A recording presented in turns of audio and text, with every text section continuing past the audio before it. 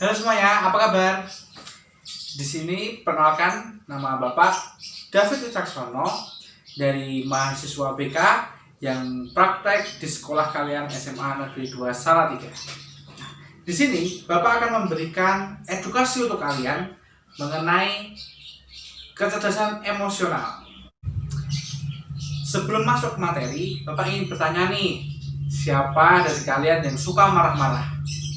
Lalu, siapa juga dari kalian yang suka tidak mempedulikan orang lain dan tidak bisa memahami diri kalian sendiri? Apakah kalian semua siap menerima materinya? Kalau semuanya siap, kalian harus mempersiapkan semuanya, alat tulis, buku untuk mencatat. Oke? Nah, apa itu kecerdasan emosional? Menurut Goleman, kecerdasan emosional adalah kemampuan untuk mengenali dan memahami perasaan dan emosi diri sendiri atau orang lain, yang kemudian menjadi sumber informasi dalam menuntun pikiran dan tindakannya. Seseorang yang memiliki kecerdasan emosional yang baik biasanya mampu mengontrol dan menempatkan emosinya secara tepat di berbagai kondisi. Nah, maksud dari materi yang untuk berikan PPT di atas, sebagai contoh, orang yang memiliki kecerdasan emosional yang baik, yang tinggi, dia semisal dalam arti dia memiliki masalah, saat itu juga dia akan melaksanakan presentasi di depan kelas. Nah, orang yang memiliki kecerdasan emosional yang tinggi, dia akan berusaha untuk tetap tenang, untuk bisa berusaha untuk yang memberikan yang terbaik saat presentasi dengan tidak menunjukkan sisi marahnya.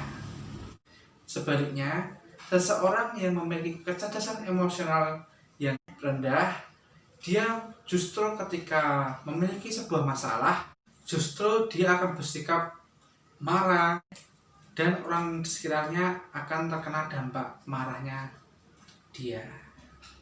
Berikutnya, ciri-ciri orang yang memiliki kecerdasan emosional yang tinggi dan kecerdasan emosional yang rendah. Apa aja? Ini dia. Nah, ini ciri-ciri seseorang dengan EQ yang tinggi. Yang pertama, dia mampu membuat keputusan yang tepat. Yang kedua, dapat menyelesaikan konflik. Lalu yang ketiga, tetap tenang di bawah tekanan. Yang keempat, memiliki empati yang tinggi. Lalu yang kelima, mendengarkan kritik yang membangun. Yang keenam, tidak mudah marah. Dan yang terakhir, hebat dalam menyelesaikan masalah. Berikutnya, ciri-ciri seseorang dengan EQ yang rendah. Yang pertama, sering bertindak tanpa berpikir. Lalu yang kedua, tidak dapat mengontrol amarah. Yang ketiga, tidak bisa menerima kritikan. Yang keempat, sulit untuk bekerja sama dan keras kepala. Nah, sekarang cobalah untuk kalian bertanya pada diri kalian sendiri, apakah kalian ini di EQ yang tinggi atau EQ yang rendah. Nah, ketika kalian memiliki EQ yang tinggi, maka adalah anak yang hebat.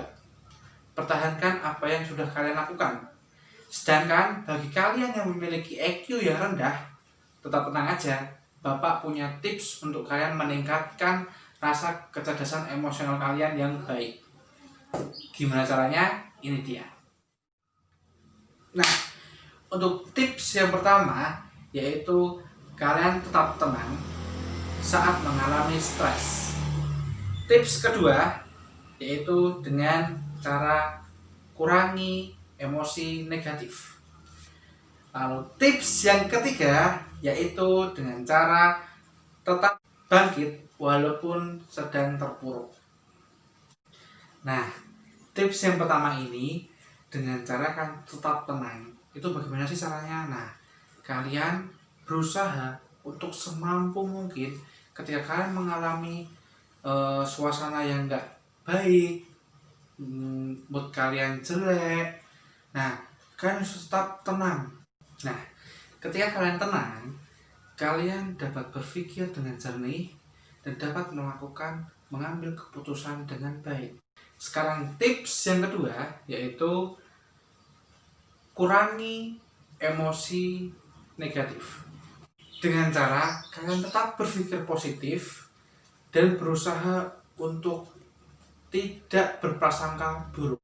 Contohnya, ketika kalian berjanjian dengan teman kalian, lalu teman kalian tidak menepati janji kalian, nah kalian di sini jangan berprasangka buruk, karena itu akan menimbulkan kalian marah. Nah, dengan kalian mencoba untuk berpikir positif, mungkin teman kalian sedang mendapat masalah, musibah, entah lagi sakit, atau kurang enak badan, atau apa. Nah, mungkin kalian bisa berpikir yang positif dan lalu menanyakan ke teman kalian. Itulah untuk kalian mengurangi rasa marah kalian. Nah, sekarang tips yang ketiga yaitu bangkit dari keterpurukan. Apa sih bangkit dari keterpurukan itu? Kalian tuh tetap optimis, semangat dalam menjalani hidup kalian. Setiap orang itu pasti memiliki masalah. Nah, karena masalah itu ada, nah kalian harus tetap bangkit dan semangat. Contohnya, ketika kalian sedang ulangan, teman-teman kalian mendapatkan nilai bagus, sedangkan kalian sudah berusaha tapi kalian tetap remedi. Nah, dari situ kalian jangan menyerah, tapi kalian tetap berusaha berpikir bahwa ini mungkin ada sesuatu yang akan aku perbaiki. Entah kalian belum paham ini, kalian tetap berusaha untuk memahaminya, dan sampai akhirnya kalian akan mendapatkan yang terbaik. Jadi tetap bangkit, semangat untuk setiap masalah kalian pasti bisa. Nah, sekarang bagaimana anak-anak mengenai materi yang sudah Bapak berikan? Kalau kalian ingin bertanya, memberikan pendapat, kalian bisa komentar di bawah atau bisa WA Bapak di nomor ini. Nah, mungkin sekian dulu dari Bapak. Semoga kalian tetap semangat, bangkit dari keterpurukan kalian. Kalian tuh semuanya bisa, kalian semuanya tuh hebat, dan kalian tuh semuanya sangat luar biasa. Nah, sekian dari Bapak. Terima kasih. Tetap jaga kesehatan. God bless.